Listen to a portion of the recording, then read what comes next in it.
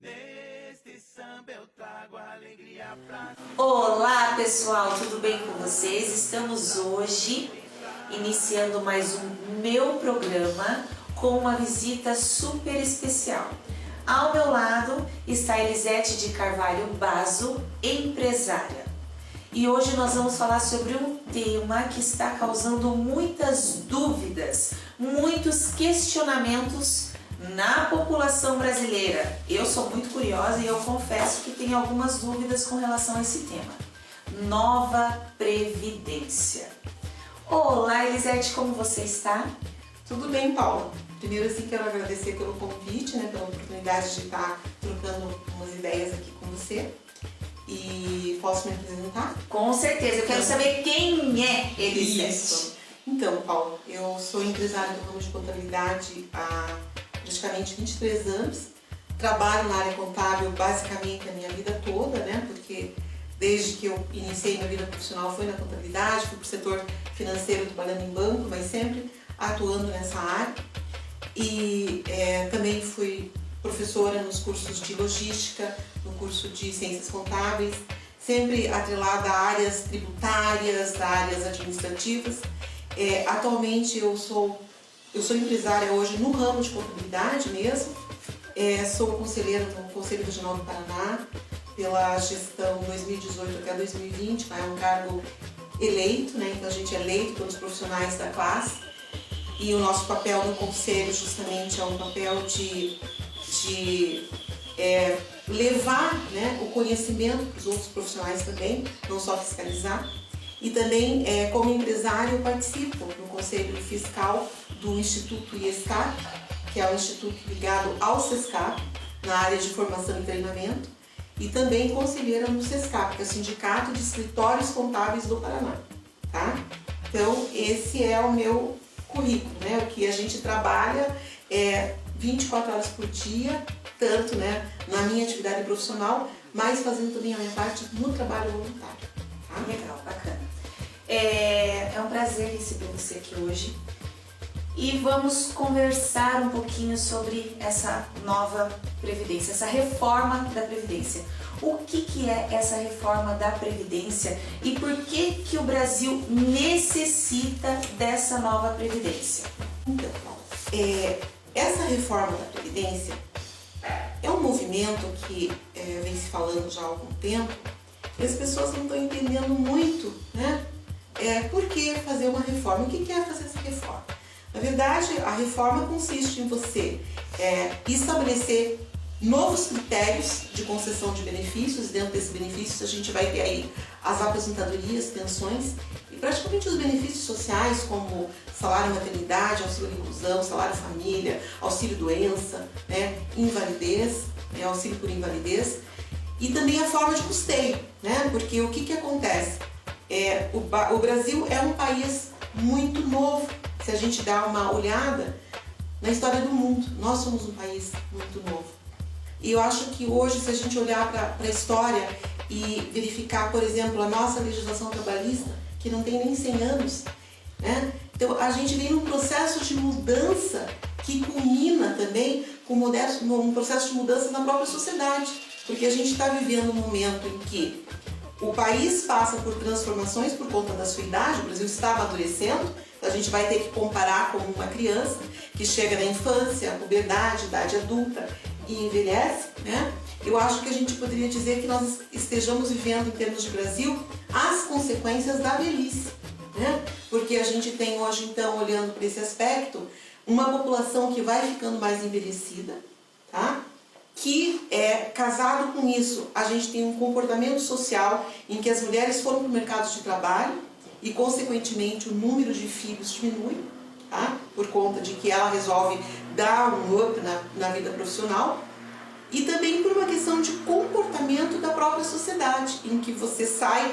de um sistema primário, vai para um sistema, já estamos aqui atravessando em termos de economia, o sistema terciário, onde você tem a prestação de serviço no ápice e a mão de obra também se enxuga. Então a gente vive um momento em que a sociedade vive o desemprego por uma questão econômica mundial, mas esse desemprego já vem lá desde a época da época da Revolução, que aconteceu na década de 80, em que a gente via assim, o processo de trabalho sendo transformado pelo processo mais informatizado, onde o homem sai da mão de obra bruta e começa a usar equipamentos. Então hoje você tem uma tecnologia que faz o quê? Onde tinham 10 pessoas trabalhando, você vai ter uma. Tá? E isso também tem um reflexo porque você vai diminuindo o número de postos de trabalho. Então você tem fatores, né? A população que envelhece, a mão de obra produtiva que diminui, porque essa população, à medida que envelhece, na mesma proporção, ou talvez até uma proporção maior, você diminui o número de pessoas nas famílias e as ofertas de mercado de trabalho. E aí o que acontece? As pessoas que há 30, 40 anos começaram no mercado de trabalho estão chegando na aposentadoria, no momento em que você tem menos pessoas contribuindo para essa aposentadoria. Então eu trago aqui alguns números, por exemplo, tá? População idosa no Brasil. Em 2000 a proporção era 11,5 pessoas em idade ativa para cada idoso. Tá? Em 2020, que já estamos em previsão para 2020, esse número cai para 7 pessoas na idade ativa para cada idoso. E em 2060 isso vai cair para 2,35. Então você imagina o que isso representa. Tá? 2 pessoas trabalhando para manter uma. Né? E ainda a gente tem aqui, olhando esses fatores, e ainda você tem a queda de fecundidade, aumento da expectativa de vida, porque você vive hoje com muito mais qualidade, aí você tem um aumento de expectativa de vida, que vai, digamos, colocar na estatística, esse idoso vai viver mais tempo, ou seja, vai precisar de mais recurso, tá? E ainda a gente tem o problema dos estados e municípios quebrados, uma insolvência total, aí você mistura isso com a corrupção que a gente vive, e, digamos assim, como não pensar e não fazer essa reforma? É inevitável. Então a gente não pode olhar que a reforma previdenciária seja uma questão política, porque essa reforma previdenciária é uma questão técnica. É a mesma coisa de você olhar dentro da sua casa e observar que se você tiver 5 pessoas e dessas 5 pessoas uma apenas estiver trabalhando, tá? Quanto que isso representa de ônus para essa pessoa? Tá? Ou o que vai acontecer? A qualidade de vida das 5 vai diminuir. Coloque mais 2, 3, você vai ter o resultado nesse sentido. Então, assim, são comparações talvez um tanto toscas, mas é que a gente tem que olhar assim. Eu acredito que a gente está falando para um público e que tem que entender de forma muito simples sobre o que a gente está falando em termos de previdência, de reforma. Eu tenho que diminuir gastos, tá? E aumentar a receita. E isso vai mexer no bolso de todo mundo.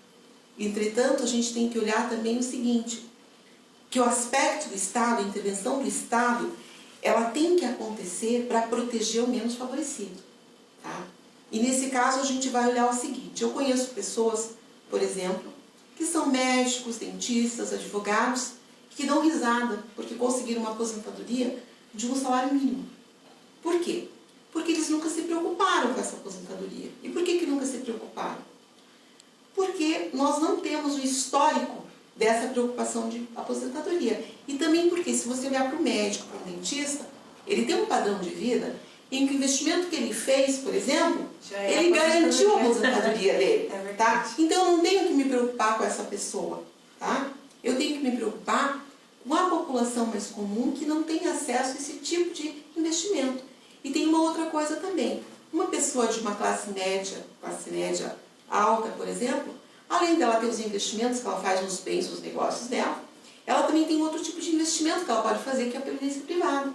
E que as pessoas comuns não têm. Tá? Então, assim, a gente percebe que existe uma grande parcela da população que está preocupada, que são aquelas realmente que vivem da previdência. E a gente sabe, por exemplo, que existem alguns municípios no interior, não só do Paraná, mas do Brasil inteiro, em que a renda desse município é decorrente das aposentadorias, por exemplo. Tá? Que vive 90% de renda de aposentadorias. Então, assim, num primeiro momento, o impacto que dá é muito grande. O que vai acontecer com isso? Tá?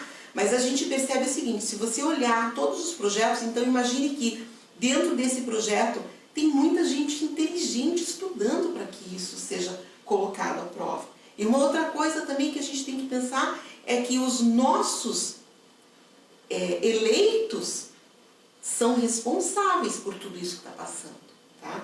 Então, assim, é aquela situação, nós elegemos os deputados, senadores, demos emprego para eles e saímos, deixamos eles trabalhando sozinhos. Você faz isso na tua casa? Vai deixar o teu contratado fazer as coisas do jeito que eles querem? Então, assim, esse chamamento que a mídia faz é importante, de olhar o que está acontecendo na reforma da Previdência, o que está sendo discutido, é muito importante, tá? Mas esse olhar não tem que ser a preocupação apenas do que isso vai mexer no meu bolso, tá? Mas tem um olhar no contexto social do que isso representa. Então, a reforma praticamente, né, falei bastante, mas é um olhar bem abrangente. A gente tem observado que algumas pessoas que se debruçam a falar um pouquinho sobre Previdência, sobre essa reforma toda, não vai conseguir discorrer sobre esse assunto em menos de 1 hora, entendeu? A gente vai ser breve, mas assim, não tem como eu não trazer essas questões. É muito complexo mesmo, tá? Ela não foi aprovada ainda, né? Caso ela seja aprovada, o que vai mudar com essa nova proposta?